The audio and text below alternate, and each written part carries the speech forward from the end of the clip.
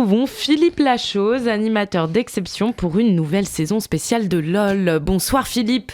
Hey, bonjour à tous et bienvenue dans LOL. Cette année, on s'est dit qu'on pouvait corser un peu plus le jeu.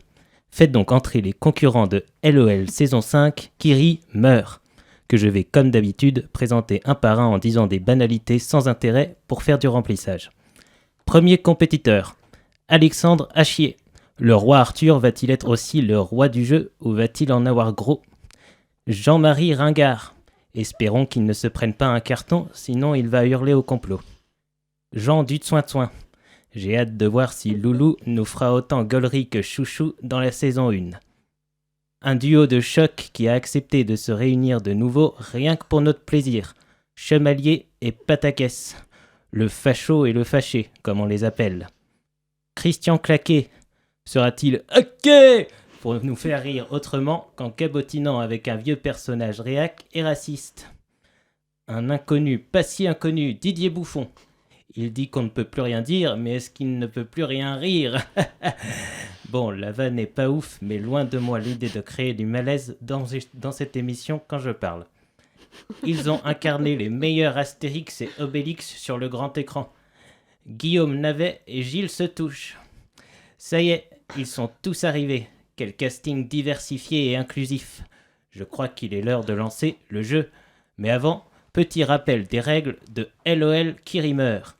Ne soyez pas mort de rire ou vous mourrez tout court.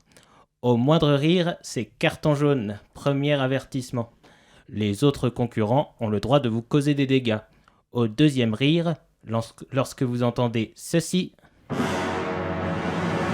c'est carton rouge. Et là, c'est la fin du jeu pour vous, mais surtout la fin de votre vie, car les autres concurrents vous réduisent en miettes avec notre canon laser dernier cri. Car il y a une grande nouveauté cette saison, c'est que j'ai prévu des cadeaux redoutables pour les plus offensifs d'entre vous. C'est gentil. On a appelé ça des armes à fifi. Et ces armes à fifi sont de véritables armes. Donc on a par exemple un obus de la Seconde Guerre mondiale, un AK-630 de la marine soviétique de 1963. Et ma préférée, la mitrailleuse Gatling GAU-12 Equalizer XM 214 5,56 mm. Petite démonstration, ça fonctionne comme ça. Mais non.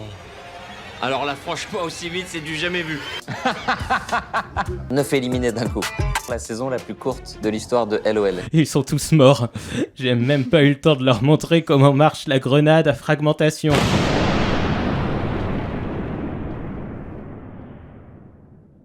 C'est pas passé loin. Bravo à tous, c'était une saison juste incroyable. Merci à tous de nous avoir suivis. C'était de la folie. Merci beaucoup Philippe Lachose alias Sébastien Petit, merci beaucoup pour cette chronique.